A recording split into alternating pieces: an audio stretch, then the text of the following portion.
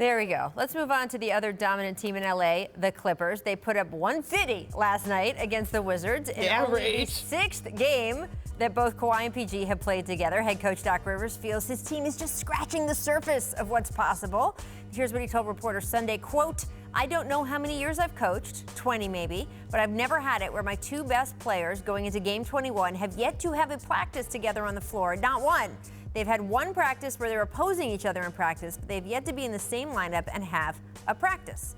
So, Chiney, how different do you think the Clippers will look once these guys do start practicing? Rough week for the Bradley Bills. I mean, Washington Wizards. That's what I call them, at least. You know, James Harden doing what he did, and they put up 158 and then follow that up with a 150 piece.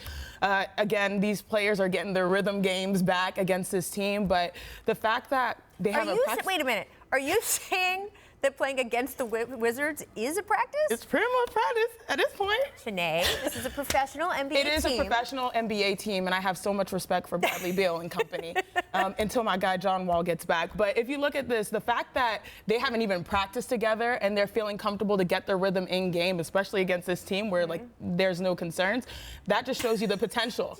That just shows you the potential. Yes. The reason why you cannot help herself. You know, and there's I know it's funny. There's no real urgency to practice them because health is the #1 priority for them. And if they're out there playing healthy and playing to their best ability, that's what you want, and they'll figure it out along the way. These are two guys that have sort of created their own versions of MVP seasons on the fly. Right. On the fly. OKC for Paul George, Kawhi Leonard in Toronto. They also have, and this is to me the most balanced team, a top team offensively, a top team defensively. You have guys off the bench like Montrezl Harrell, Lou Will that can jump in and become starters and hold it down. So yeah, I'm just wanting their health to be the #1 priority. And if that means play them only in games and limited practices, I'm cool with that. Yeah, I mean, I think in terms of cultivating the chemistry, you're going to see more on the defensive end. Yeah. Because I think if we're talking about the Clippers as a contender in June, it's because they put together and assemble the best defense in the league. And they have a lot of questions that can only be answered through trial and error. Number one, you know, they've been a very switchy defense in the last couple seasons. I think there are people within the Clippers who say, you know, switching's great for teams that don't have guys like Paul George and Kawhi Leonard and Pat Beverly to play on ball. You know, I think they're kind of experimenting how much ball pressure do we want to apply on every possession.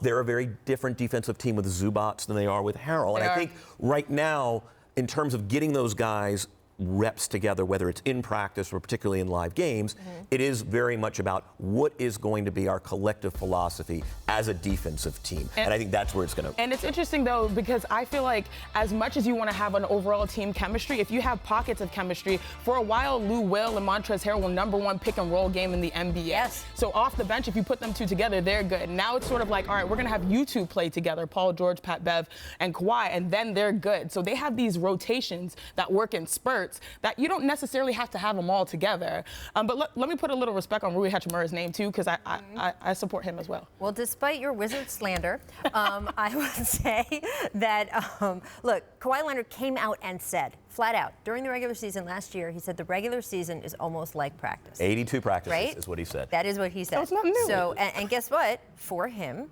he was correct because he played differently, both in amount and force in the postseason, and it won him a title and the Finals MVP. If it ain't broke. So to your point about, hey, some of these games are almost a sub-in for practice, that is how we know at least one of these guys partly sees it, and it's worked for him, and so I wouldn't expect it. I think Doc will get to more than, you know, we'll get to one of those practices where they're both on the same side, but I don't expect it to be so many compared to the way some other teams might need to work their guys together.